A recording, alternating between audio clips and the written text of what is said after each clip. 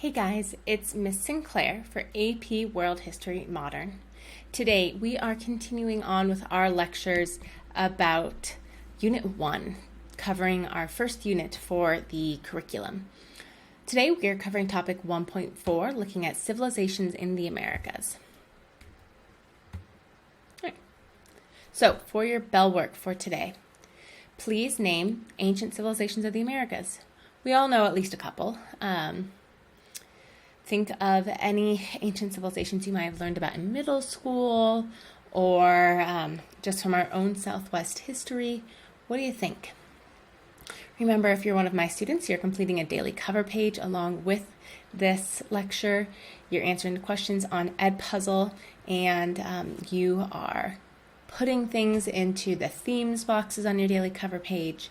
Remember, if you're not sure what counts as a theme, you can reference that AP Themes PDF that we have on our class team. So, civilizations in the Americas. This is our title for today's notes. Our learning objective aligns with the AP topic 1.4, State Building in the Americas. You will be able to explain how and why states in the Americas developed and changed over time. Let's get started.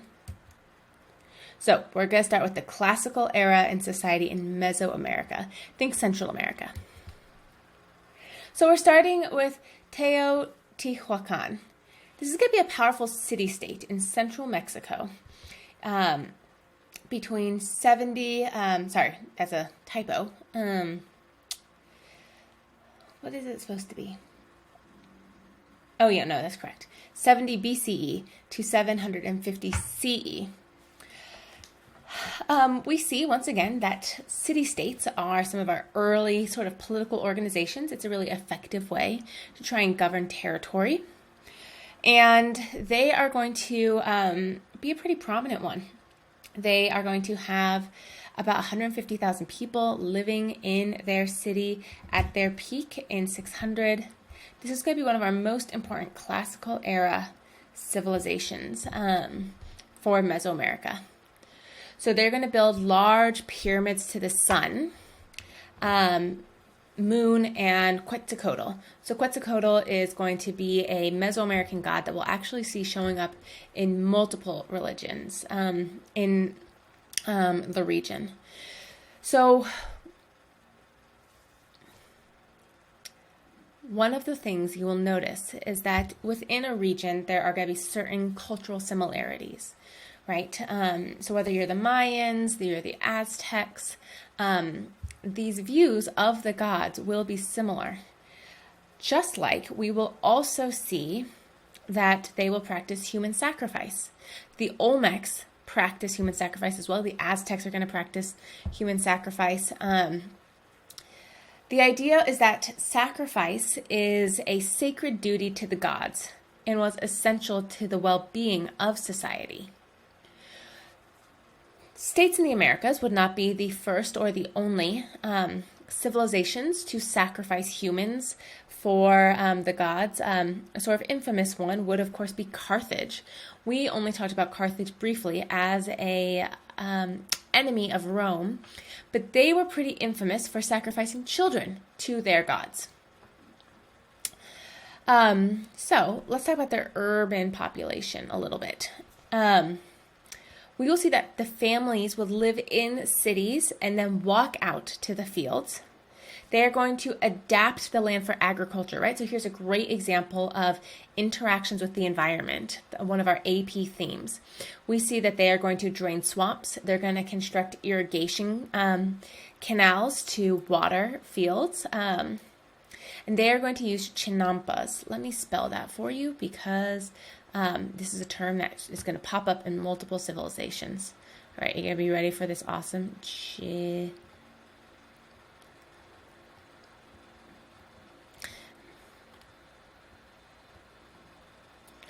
I'm doing so good writing with the mouse right now.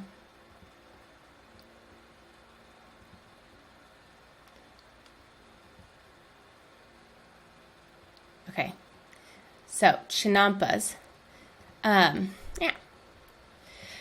Chinampas are going to be raised fields constructed along lake shores and in Mesoamerica to increase agricultural yields. So when we think about Mexico and Central America in general, don't think about our local ecosystem. Don't think about the Sonoran Desert. Central America is tropical. This is going to be rainforest. This is going to be dense vegetation, which poses its own challenges as an irrigation obstacle. And how do you get water through? So what we're going to see many Mesoamerican civilizations doing is using these chinampas as an agricultural method. In terms of society for the Teotihuacan, I'm sure my pronunciation on that's just like ace. The elites will control the bureaucracy almost completely. They control tax collection and commerce. We see an incredibly wealthy priestly class, as well as these pyramids and religious locations will draw pilgrims and travelers to the cities.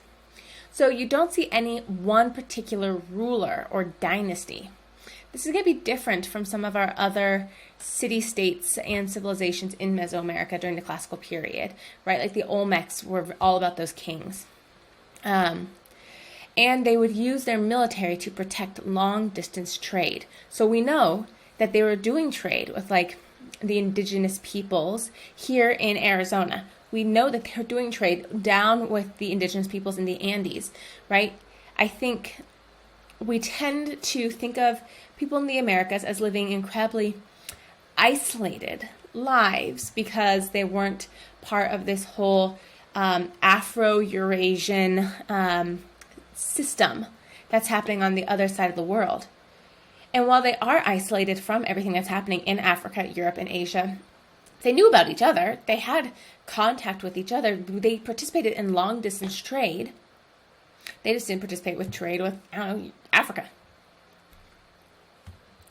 Okay, so here's another look at their pyramids. Let's talk about the Maya. So the Maya are going to be a Mesoamerican civilization concentrated in the Yucatan Peninsula here in southern Mexico. But their territory also will include modern-day Guatemala and Honduras. They are going to be around from about 250 to 1400 CE, but they are never a single united empire. In the same way we kind of talked about like Mesopotamia as like a general civilization, when really Mesopotamia was made up of lots of city-states that were constantly like at war with each other. It wasn't like Mesopotamia was a single political empire like Rome was. The Maya are the same way. We talk about them as a single civilization, but they're not a single political entity. We have multiple city-states that are in competition with each other. We are going to see lots of archaeological evidence about the Maya. We know culturally, like they liked color, they liked decoration. We see that in their carvings and their murals. We also know that they didn't have the wheel. All right, so this is a huge technological difference between peoples in the Americas and peoples in Afro-Eurasia. Peoples in the Americas, for some reason, never developed the wheel. So that means you're not going to have pulleys. That means you are not going to have carts, right? Think about everything that a wheel is used for. Like my bike's behind me, right? You don't have any of that in the Americas until you have the arrival of people from Afro-Eurasia. So that means no pulleys, no wheelbarrows, no carts, limited sort of metal tools, and limited beasts of labor. The only animal that's kind of useful for like carrying heavy stuff are llamas and alpacas, and they live only in the Andes, and they are not that useful. They're like angry sheep, and sheep are really dumb. So that should tell you about llamas and alpacas. They're really dumb, but pissed off about it all the time. In North America, you have the bison, but how do you domesticate a bison, right? So again, until you get, and you're gonna have like elk and stuff, but we're not going to see, these are animals are not going to be domesticated as beasts of burden like we see in Afro-Eurasia. So that means no cows to pull heavy carts, right? No oxen to pull a plow, no horses to go long distances. You're carrying everything on your back, because remember, you don't have a cart, and you don't have any animals to really help you carry long distances, unless like maybe you live in the Andes and you have a llama that doesn't hate you. All right, architecture. Again, lots of pyramids. It's crazy, right? They're building these incredible pyramids without pulleys, without the wheel. You're not like, it's pretty astonishing. So we see generally most of their cities, states will have large pyramids at the center. They'll have a large open plaza surrounded by these pyramids. And the Mayan pyramids really demonstrate their ability to organize a large labor force. The effect was to essentially awe the masses. So people would arrive in these cities and be like, oh my gosh, look at what they did. And they would use these pyramids for both religious and political rituals. Again, think a little bit of like the theater state idea. They're doing it to impress others. So these rituals would link the power of the king to the power of the gods. Great, lots of comparisons to be made here to Mesopotamia, with the ziggurats linking the power of the king to the power of the gods. Okay, this is an interesting crash course. I'm going to say it's optional because, I'll say it's optional, but I do recommend it. The Maya are just kind of all disappear at one point, and some historians think it might be because of problems with access to water. So John Green in this crash course is really going to look into what happened to the Maya. Okay, this is a video that is from a movie. It is not a perfect movie. It is pretty problematic. I think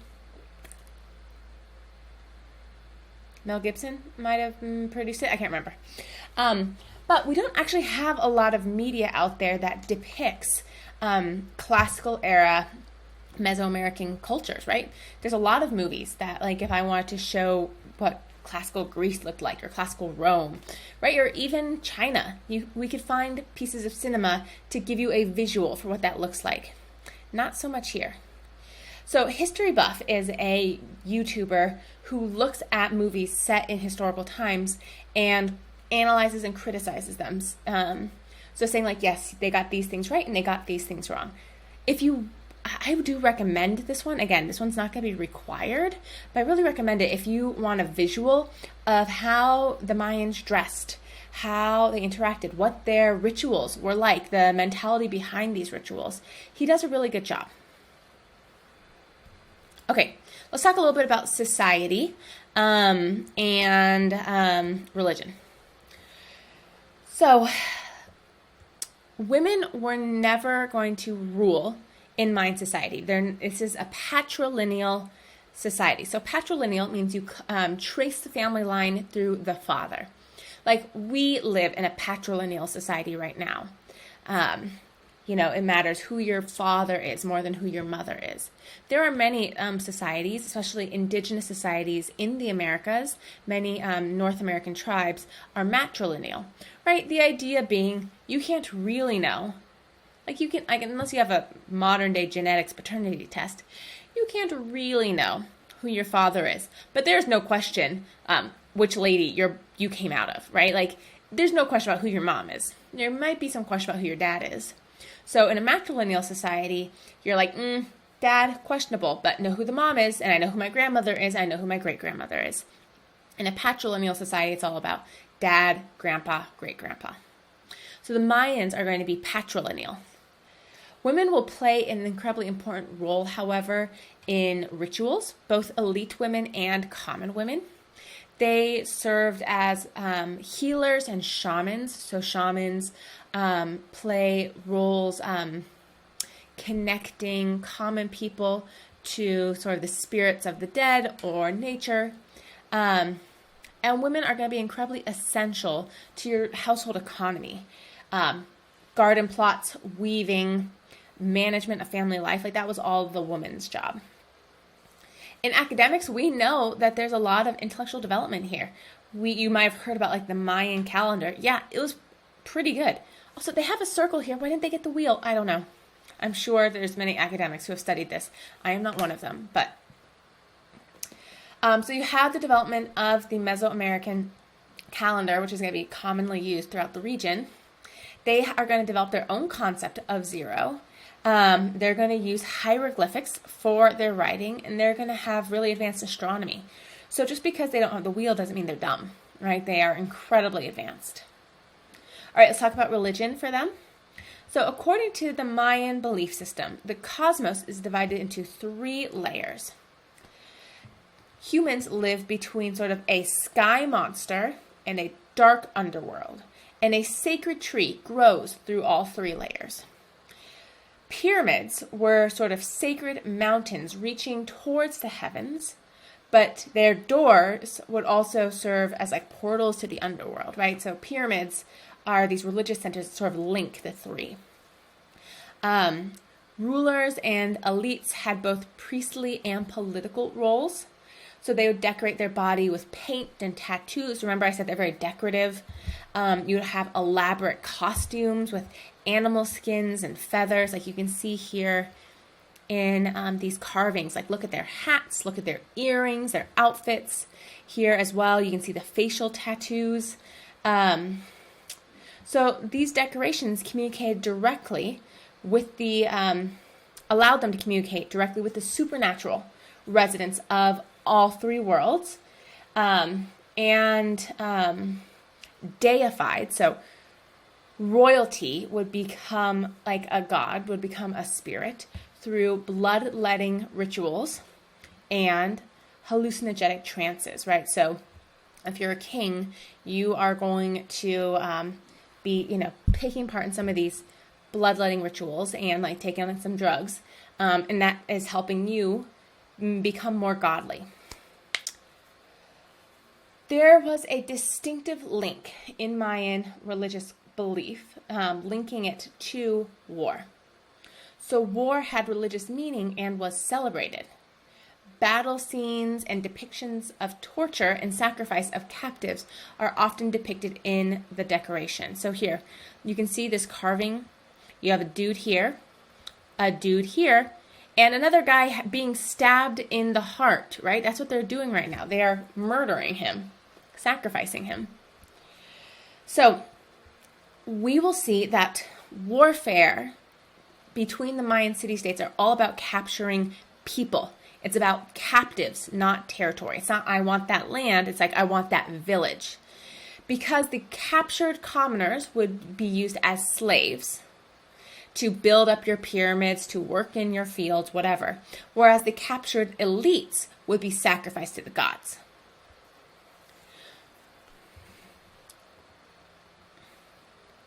This video is going to be required.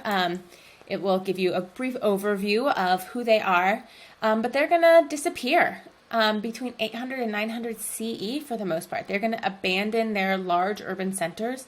Many of their cities will be destroyed, and we don't really know why or what happened.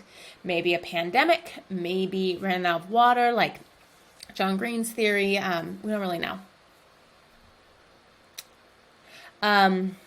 This is a fascinating one, an optional one, looking at sort of the Mesoamerican astronomy, mathematics, the wheel, like all those questions I was bringing up. They address it in this Crash Course History of Science video. So optional, but if you're interested in it, you might check it out. Okay. You know what? In years past, I've talked about earlier American civilizations. We didn't today.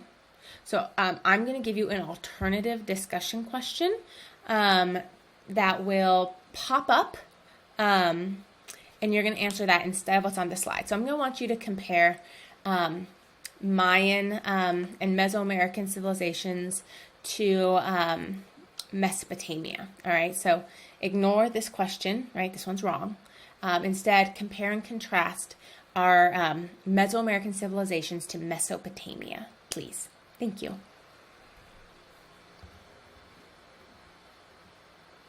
Okay, post-classical era. We're moving forward in history. The Aztecs. So the Aztecs, aka the Mexica people, right, ethnic group, the Mexica, hence the country Mexico.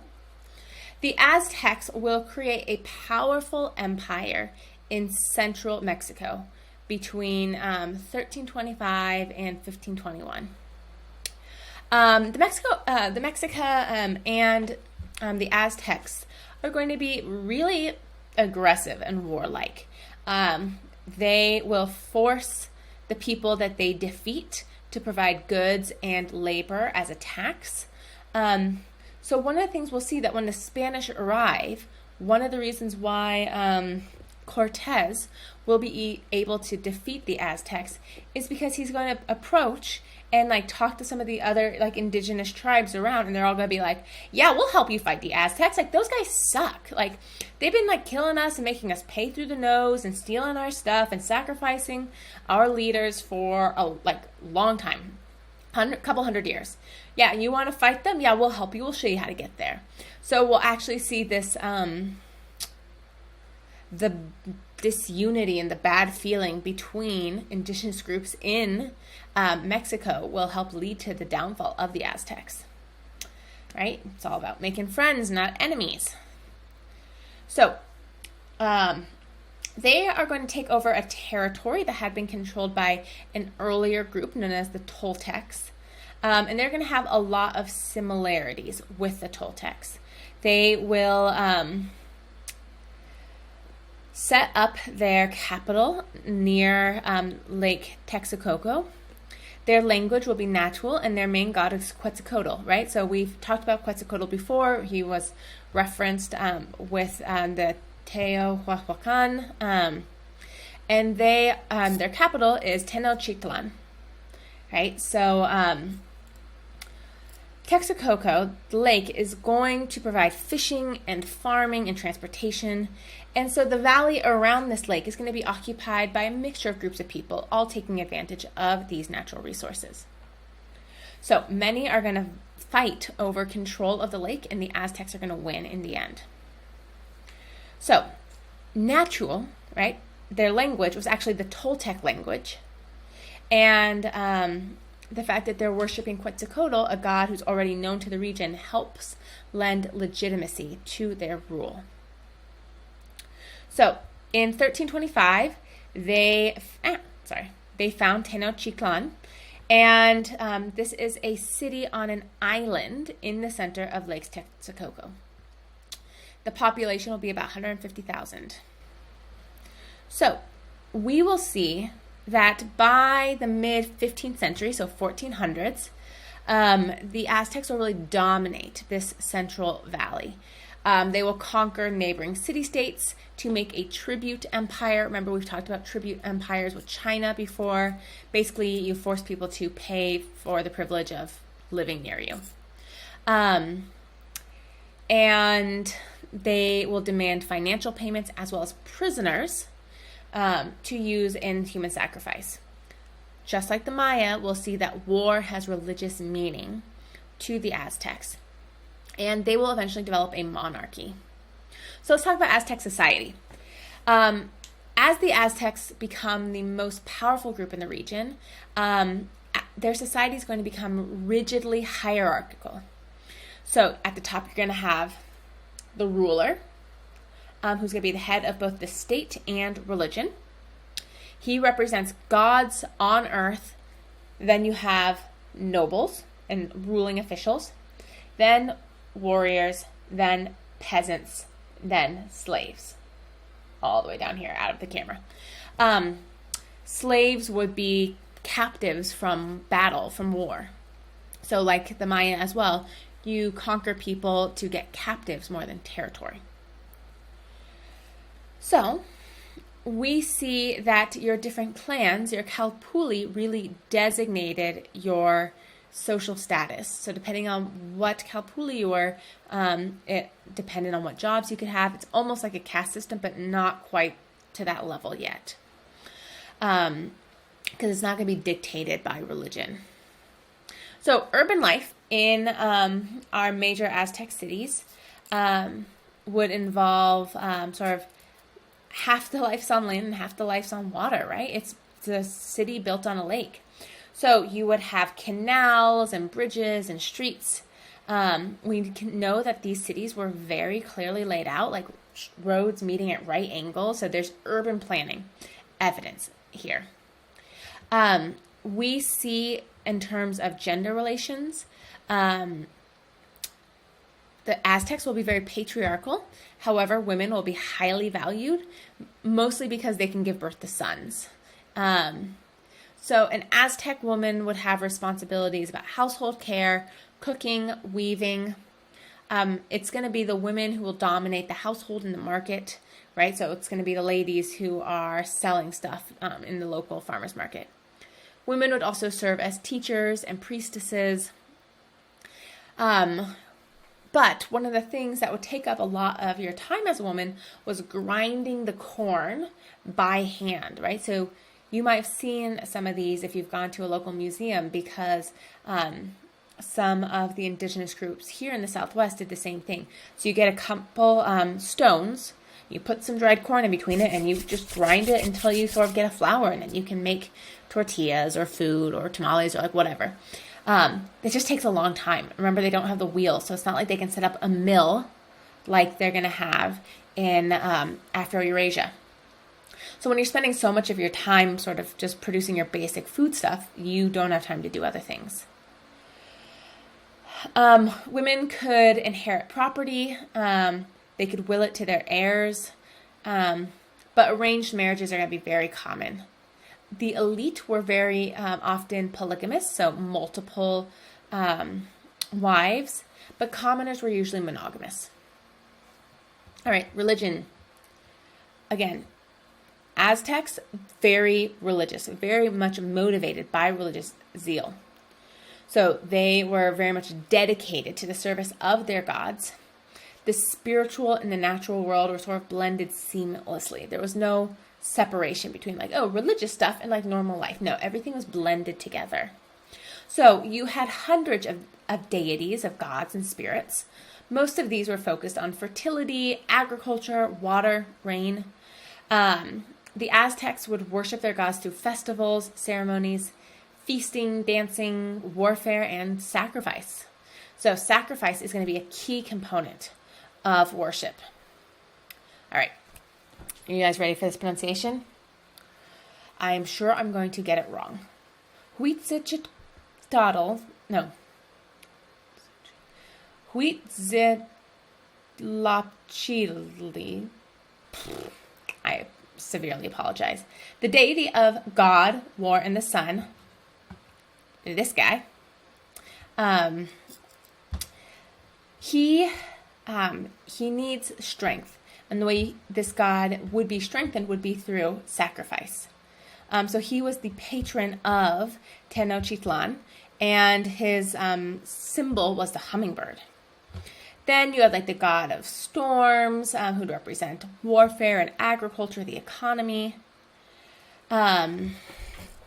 Historians ask the question, right? Here's history's interpretation. Why were the Aztec practicing so many rituals? Was it really because they were so religious and like faithful? Or was it really about sort of theater state stuff, right? Terrorism, political control. Look, I've conquered you, I've taken your leader, and now I have cut open their chests and ripped their beating heart out. Are you going to fight back against me? I don't think so. Because clearly the gods are on my side and they want this live beating heart, right? So was it about actual religious zeal? Or was it about intimidation? Probably a little bit of both. Part of how their human sacrifice would work would include ritual cannibalism. Now let's be clear, that's not like, let me chop off the leg and throw it on the barbecue. But like you might eat a small part of someone's body, like a single bite, or sip a little bit of their blood as part of the ritual, not for nutrition. So you would not call the Aztecs cannibals. So this is a great video going over the rise of the Aztecs. I would recommend you watch it. Before we finish up with the Aztecs, talk about their economy really fast. Agrarian, so agricultural.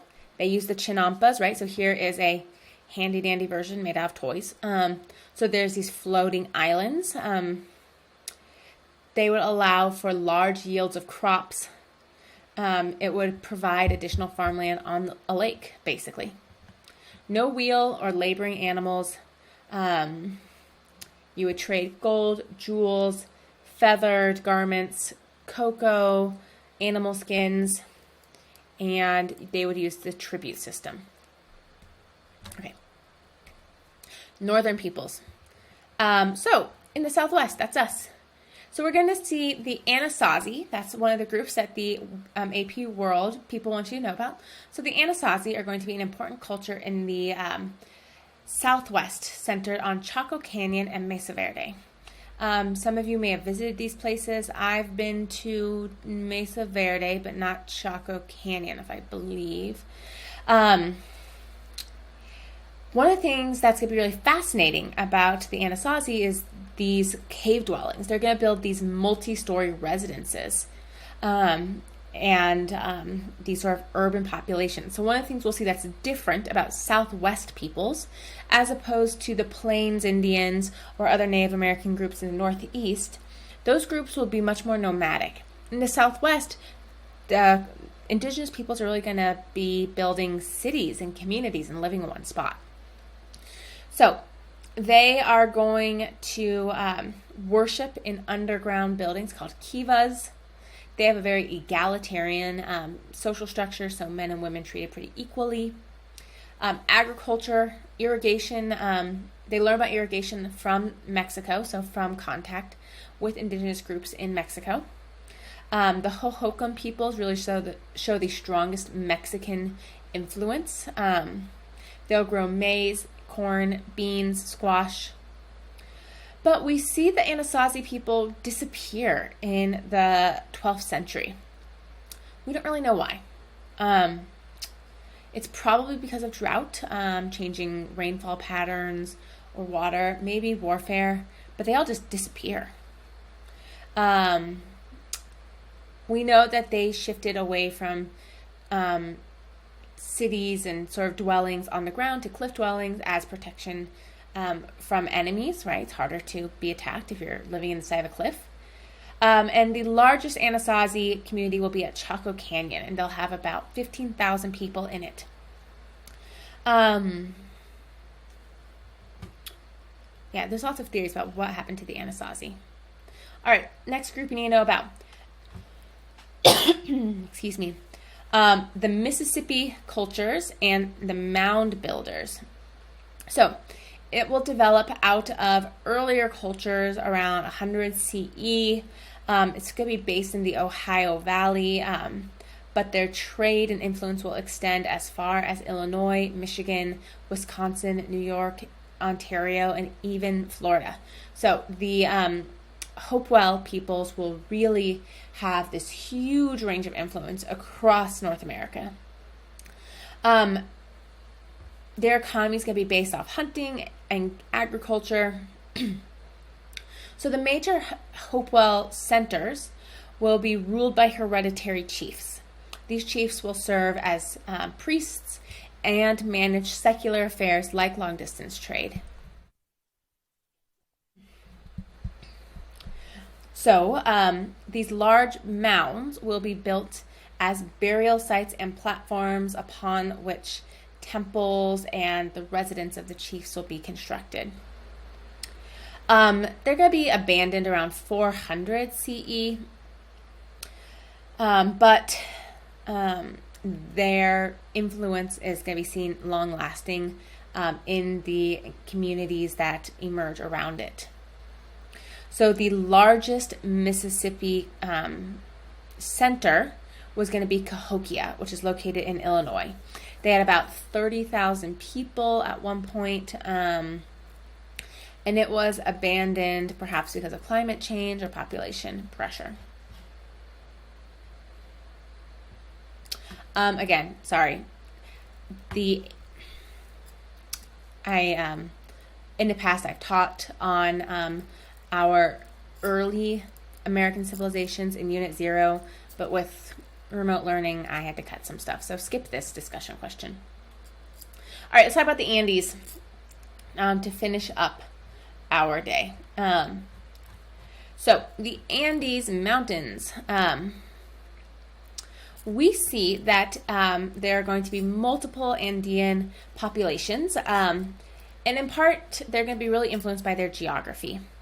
So the mountains are really too high, too tall for agriculture or human habitation, but the land close to the sea will be really too arid as well, and east of the Andes is tropical rainforest, very difficult to live in. So what do? Well, we see that different groups will come up with different methods to address this. The Chavan will develop fisheries. They will irrigate maize fields. They'll use llamas, potatoes, which will come from the Andes. The problem is you have a lot of unpredictable frosts in the Andes Mountains. So the solution is you'll use the cold and the dryness to essentially freeze dry food for famines. So Andean people are really going to be linked to the idea of a clan. The land will be held communally by everyone in the clan. Everyone's going to help each other. So you have this model of reciprocal obligations. So because you helped me, I have to help you. So mita, and this is going to be a term that we'll talk about throughout the next few units. Mita is going to be this Andean labor system based off shared obligation to help kinsmen and to work on behalf of rulers and religious organizations. We see that men were mostly participating in hunting, fighting, government service. Women more focused on agriculture, textile production. So our first civilization to know about is kind of the Moche people. They're going to be living in sort of the northern coast of Peru. They came into existence after the Chavan, but they don't have any sort of formal empire.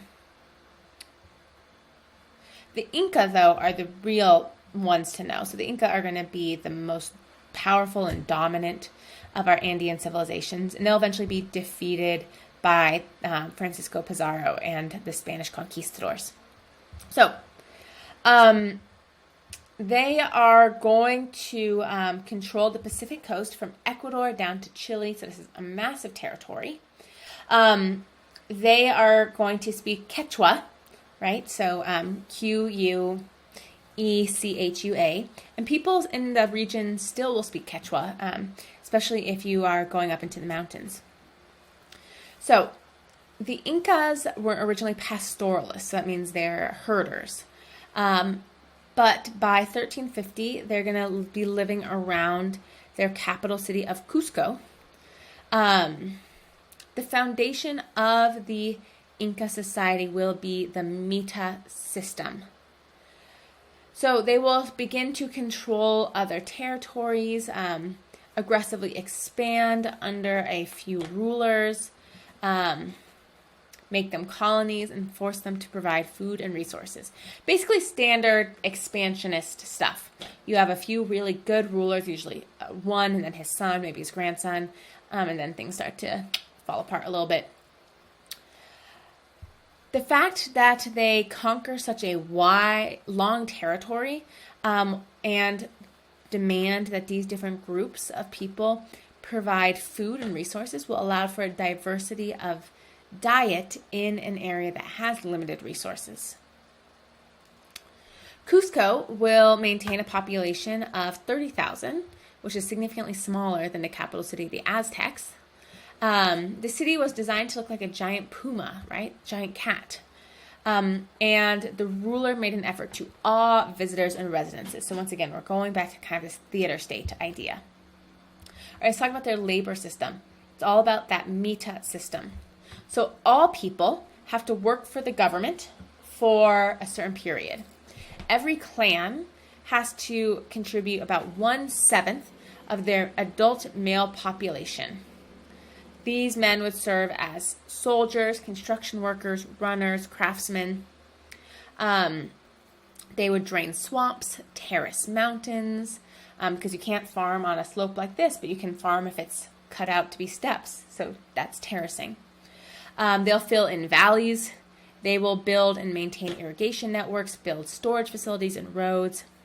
So the Mita system will build up 13,000 miles of roads. The Incas really invested in infrastructure, and it really helped. So these men will not be paid to work for the government. It will enable the government, however, to build highways, monuments, bridges, fields, mines. These are all things that generally help the entire empire. So participation is mandatory from age 15 to age 50. And you wouldn't necessarily be working all year. You'd be working a certain number of months out of the year. So this system would provide for the very young and the very elderly and infirm, right? Those who can't work. Much of the Incan society is going to be located around Lake Titicaca as well, where you will see fishing, irrigation, and farming, and the government will store grain for times of famine. All right, let me talk about techniques of imperial rule. It's a highly centralized government structure. So you have at the top your king, right, your Incan ruler, and then you have governors in charge of various territories. So there's 4 large provinces and a very sophisticated bureaucracy in between every layer, right? So we have like the president, and then we have governors, and then we have all these politicians serving each of them, helping them get stuff done, mayors, etc. So the Incan kings would claim to be descendants of the sun, literally, like my ancestor is the sun. Local rulers would sometimes be women as well as men. They would maintain their positions by basically obeying the king. So if they tried to fight back against the king, they'd be deposed. But if you're like, no, I'll pay my taxes, the Incan king was like, cool, you can keep your job. They would send their heirs to Cusco to ensure obedience as hostages. This is going to be something that's going to be common throughout the world as a way for leaders to keep control of far-flung territories. How do you keep the governor of that province that's like takes months to get to? Well, you have his son living with you in Cusco, and you just say, no. Really, what's there for your son in Santiago? Right, it's so far, it's so isolated. Send them to Cusco. I'll make sure they get educated. I'll make sure they get trained up. I will introduce them to the best families, the best women. They'll have the best opportunity. And what are you going to do? You can't really say no. So you send your son up to Cusco, and the implication is if you do anything, to rebel against me as king, your son will be killed.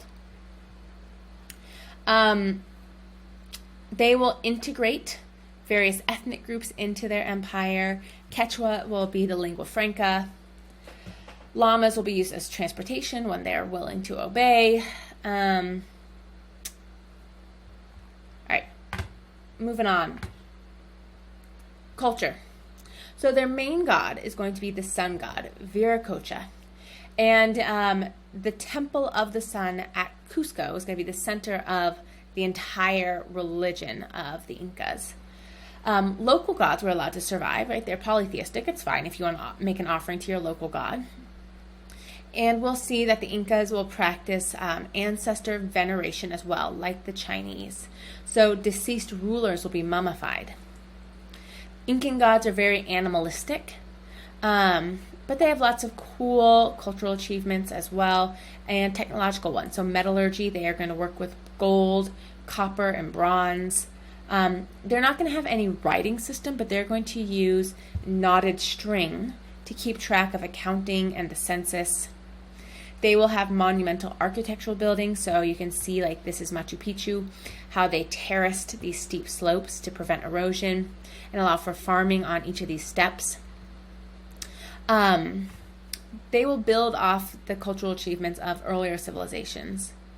And Machu Picchu will be built as a royal estate for the king after conquests. It will only actually be used for about 80 years before it's abandoned thanks to the Spanish. Probably no more than 750 people ever lived there. And And it really relies on these terraces, which will provide drainage, fertility of the soil, and prevent erosion. Okay, decline of the Incas. In 1525, the Incan king is going to die, and there's going to be a bloody civil war to try and decide who rules next.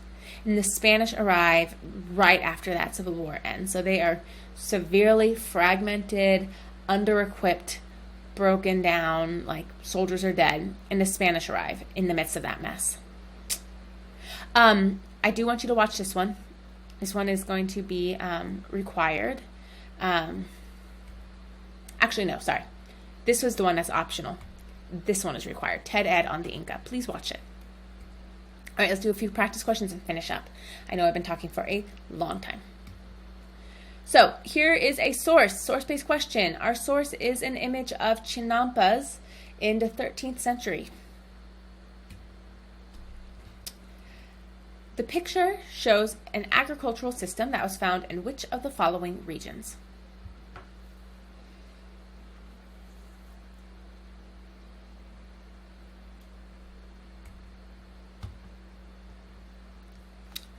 The agricultural innovations pictured were created for which of the following reasons?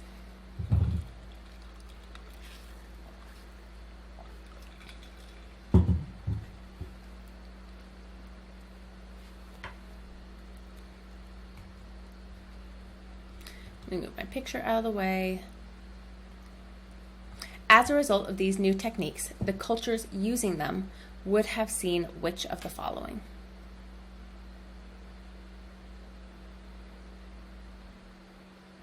Okay, so please answer these questions. You can check your answers on Edpuzzle. Oh, one more. The Andean system of labor, so this question does not refer to our source. The Andean system of labor, based on shared obligations to help kinsmen, was called?